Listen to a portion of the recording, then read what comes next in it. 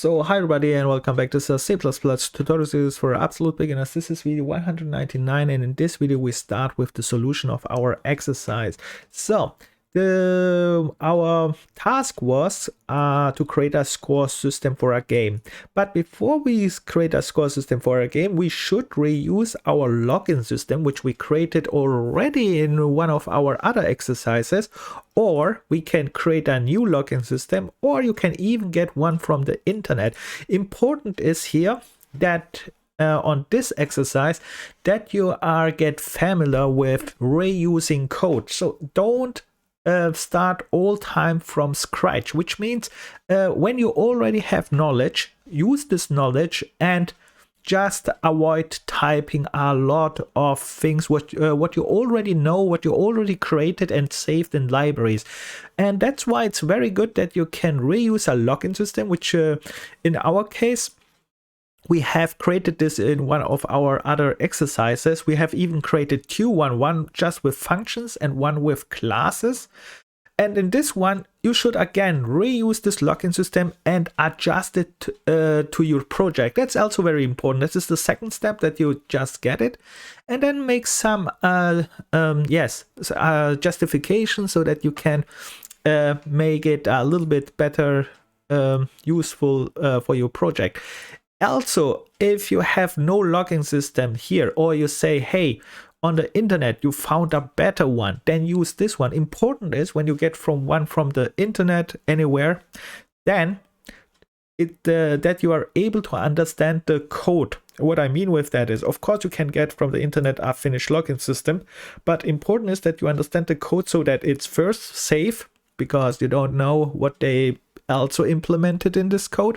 And the second thing is that you can adjust all the code to your project so that you can change it when you need it. That's also very good. And that is the first thing which you have to do in this exercise. That's very important.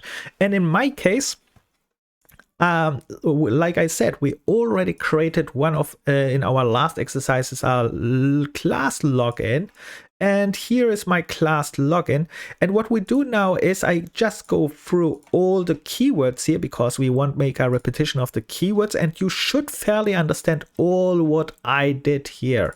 All right, so this is just go fast through and you should be familiar with that, all the keywords, all the things what we did. So first of all, what we have here, a class. What is a class again? A class instructor. Similar, only the class access specifier is by default private, and that's why I have to make public if I want make public specifier. Then what we have here on top, we have some variables, and we learned something about variables, right? Here we have a string variable initialized to nothing, and here the same, and here we have a bool variable initialized to false. But important is this public variables. When we talk about variables now, we start where? Yes, we start all time local. These variables are not local to this class. What I mean local to this class is if we have function in this class, and indeed we have here functions, then you should check if these variables are only used in this class or not. And these variables on top are probably not used in this class. How we can check this? There are two ways in Microsoft Visual Studio, which I use here. I can just click this variable and you can see it's highlighted, and I can see, okay, this variable here is used here in this function login account. Okay, and it is used here, which means in another function. That means I can't use it local to one function because the other function needs as well. That's why we put it outside. But when I go here, for example, to this login function, and here I see also variable, right? Let's click on this one here, and you can see this variable is local. We should, it's only used here. It's not used anywhere else. That's why I use it only here. And sorry. And the reason for that is so I avoid name conflicts, and if I try to find a bug, it's easier because I know this variable. If this variable causes a bug or anything, an error, then I know, hey, this variable is only used here, so I don't care about all the other code more or less. Then I can just check here first, and then if I can't find it here, then it is nothing. It has something to do with another problem. All right, that makes our life normally easier. But there is one problem.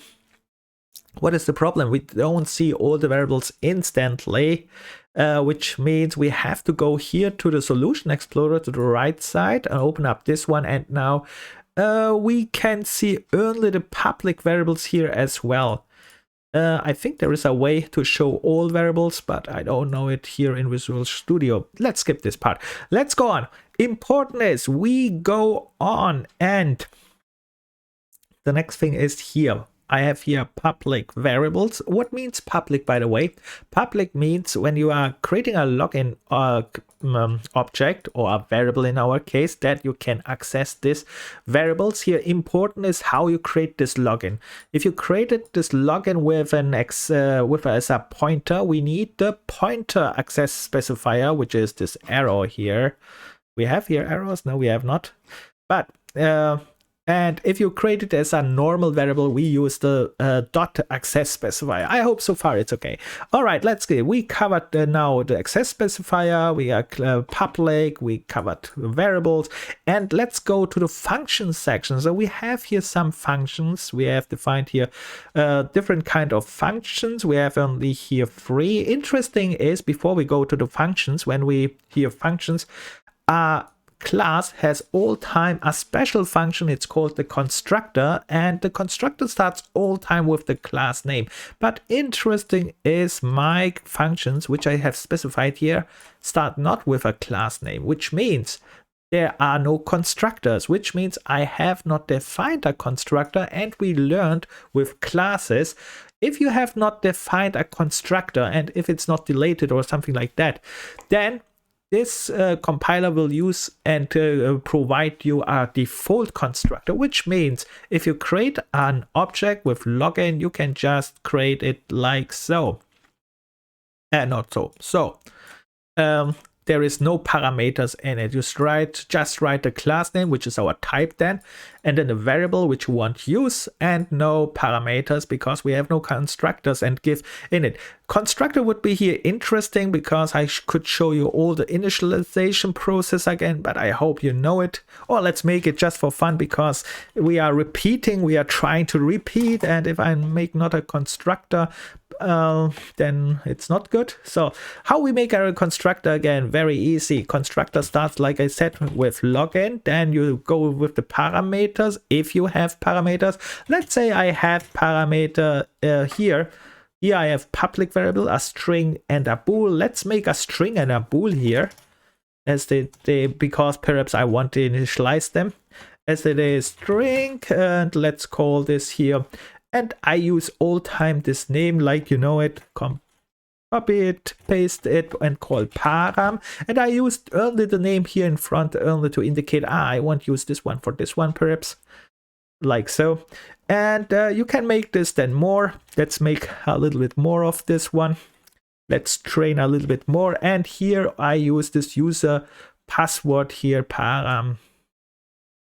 So, and let's do this. We make this so a little bit repeat. So we have this, and let's make the other one too. Why not? And a bool and found password param.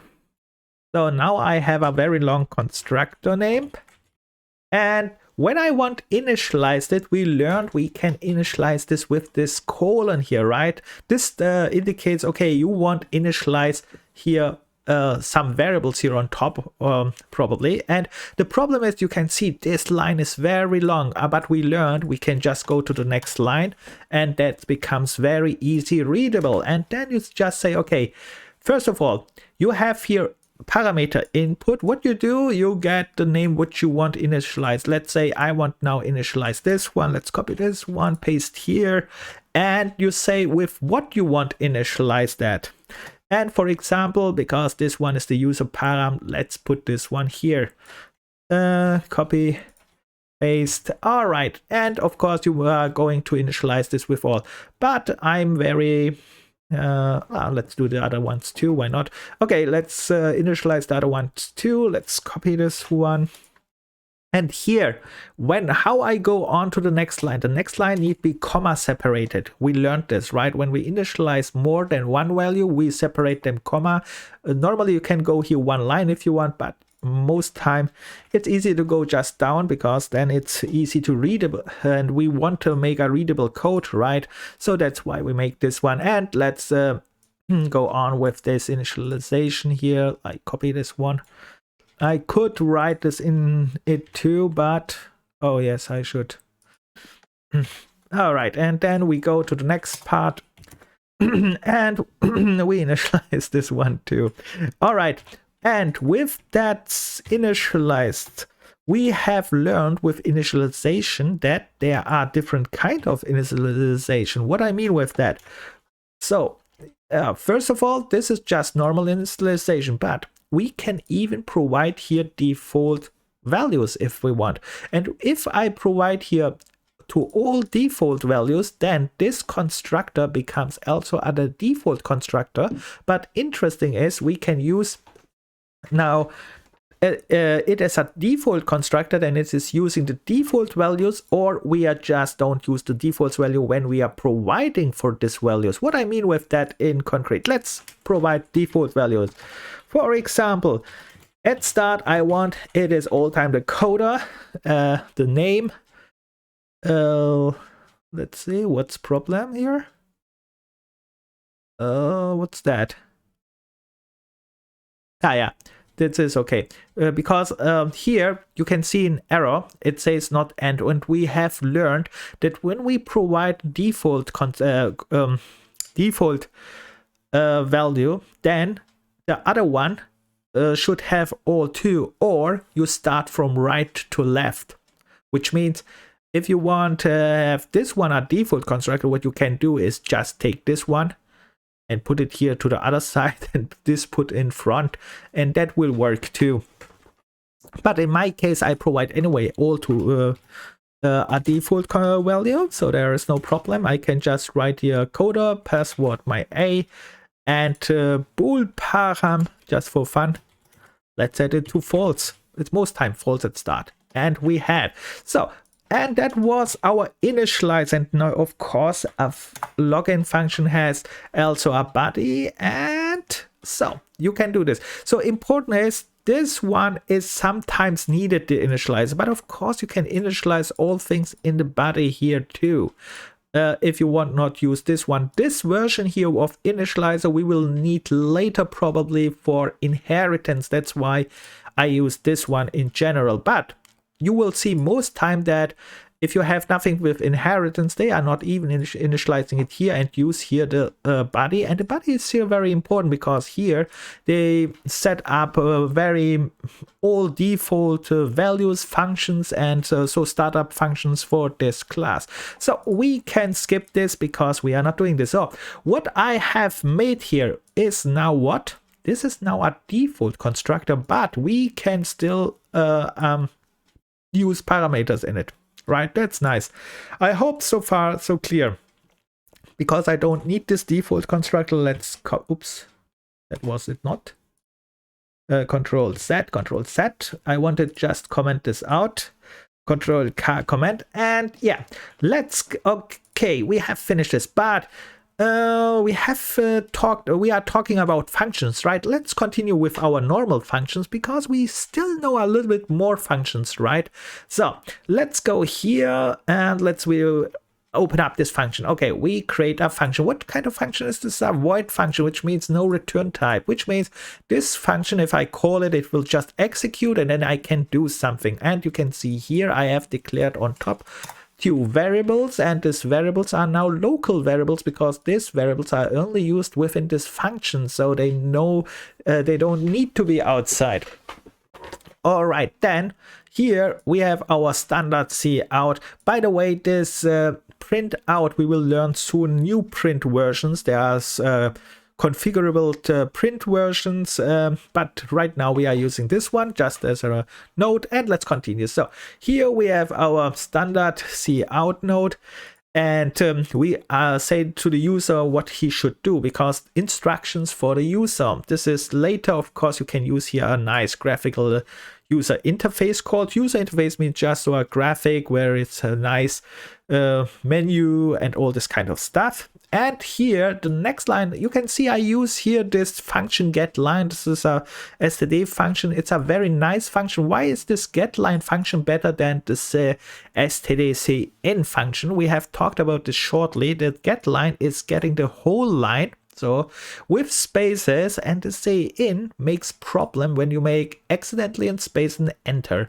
That can, I mean space and then write anything else. And that can cause problems. We have talked shortly about this, not in depth, but I hope you, if you want, try to get a line, try this one, and we will still talk about strings in future. Anyway, there are much more to talk about. All right, this, I hope so far it's okay that you remember this kind of stuff. And again, out against say in here, I ask for the password and input, and let's see what we have here. The next thing is this inputs here from the user. This will be checked with functions. So this one is calling other functions. We can see here, so a function is calling another function, and we talked about this, that you should not nest this too much. You can nest it, so 1, 2, 3, 4 devs perhaps, or 5, but not too much, because that can be later very hard to debug and find errors or something like that. But so normal, so one function you can call, and you can see here I call just the input. So we have here, we get an input here. This check input will check now what if the input is okay. The other check user input password database will check now if the input for the password is okay. And if both says okay, true, because these are bool variables and they will only if they are true, then I have here again as if check, which means I check now these variables here if they are really true. And how we learned how we can check this, we have here this logical AND operator. If you remember this, both sides must be true. So this must be true and this must be true. Only then it goes here to this body of this if, and it says here account login accepted. So I hope this is okay. And here is again, we take here a checked variable and we check for true, because if this is true, becomes true. And the same for this becomes true if this is only true. I hope so far it's not too difficult and very easy to follow. And we have already talked about this. This is a fast recap. Let's go on. We have here this function, how we can go and jump into this function. You can learn the shortcuts in Visual Studio is, for example, F12. When I press the F12, it jumps to the definition, but it's collapsed, so I can open this up.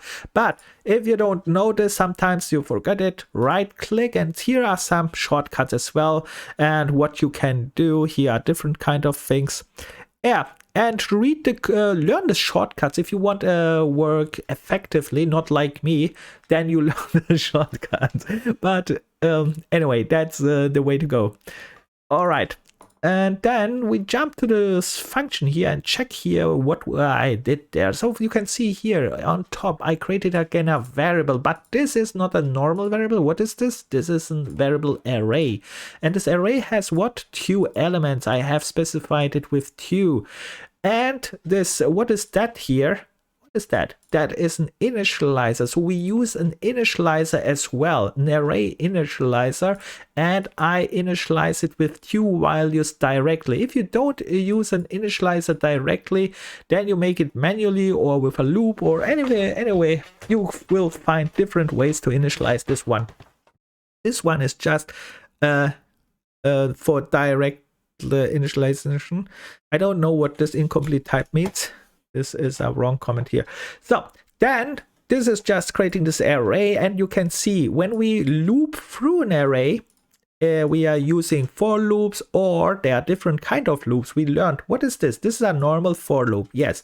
Which loops we know? There is a while loop, there is a do while loop, and there is a for range loop, right? So range loop else. So I used here a normal for loop, and if you are using a for loop, we said this is the only place where you can really use this short variable names, because this short variable names are reserved. We know this belongs to this for loops, and there is no problem. Else all other places where we use long variable names, and the reason for that is to understand it. We won't read it one time and that's it.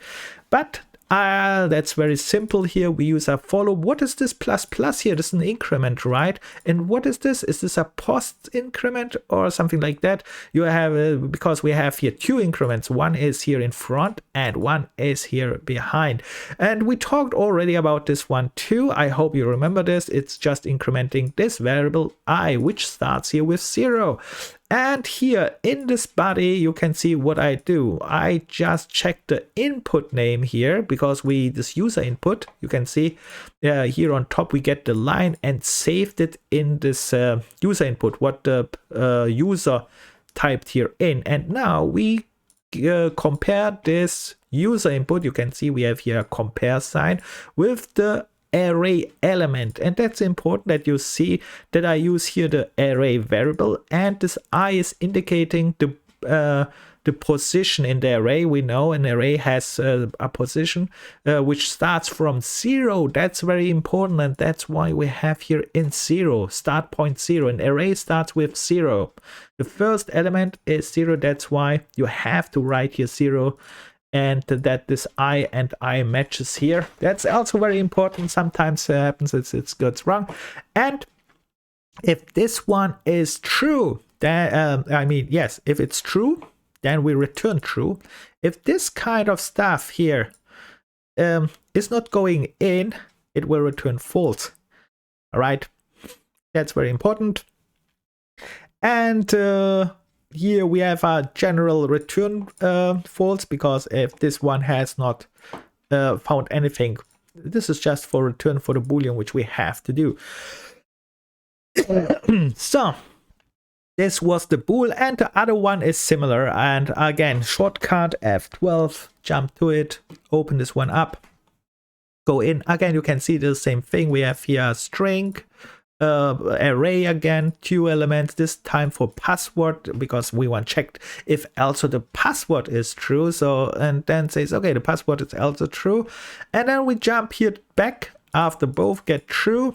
We check now if both were true, because it could happen that only one was true, because for example the first one but not the second one. That's why we make here this logical AND operator, check at last, and that's it. And by the way, this solution of a login is not the best. That was just a random which we created during our code, so I show you as much as possible on codes because we wanted to train coding. So if you go, for example, now to the internet, you will find there much better logins and much better, let's say much safer logins, not like this one. This is not safe at all. But we are training more code here. And if you get familiar with that, it's good. All right, I think, let's see. There is one more part. That was the class login. And you can see that was just one class now. I put all in one class. And the nice thing about this class thing is, or struct, whatever you want, you can now all time use it in other places too. And that's why it's very important to train reusability, or the other way around, from internet, just understand what they got in the internet, and then you can use their code as well in your code. That's very important. But of course, you can create one from scratch for training purposes as well. If you say, I don't have any, I have to train these keywords and how to use this again, it's a very good thing also to train from scratch. So don't worry about this, make this as well. And yeah, we are not finished, because this login was just a login class. And how we call this login class, that was another step, right? This is the next step which we can do in main. This is also just a random attempt. That one. What I did here is, you can see I used here again just a random number. I don't know if this is the best way, but anyway, I just created here a random integer number, which is our attempts, because I want that the user should not spam here or brute force here my login So I just allow him only 3 times, and after 3 times he can contact the admin to log in or something like that. And then here you can see we create this login variable, which is our object. And you can see this is this line we create here. Very simple, because we have no constructor. We use a default constructor. Interesting is you can see here I created this constructor here, right? Let's go. What's that, by the way? Did I miss here something? Not sure. Not sure. Let's see what I have here. Uncomment. Because that's that. Okay. Important is now this one works as well as a default constructor. You can see this one will work. But this time, this values, which you can see here, will be initialized, and I don't want this as a login. That's very bad. Don't do something like that, where you initialize it with the already login variables. That was just for demonstration purposes, right? Normally you don't do this one. All right, with that said, let's go on. So we create a variable that was creating a variable, and then I have here a while loop. This while loop is just for what?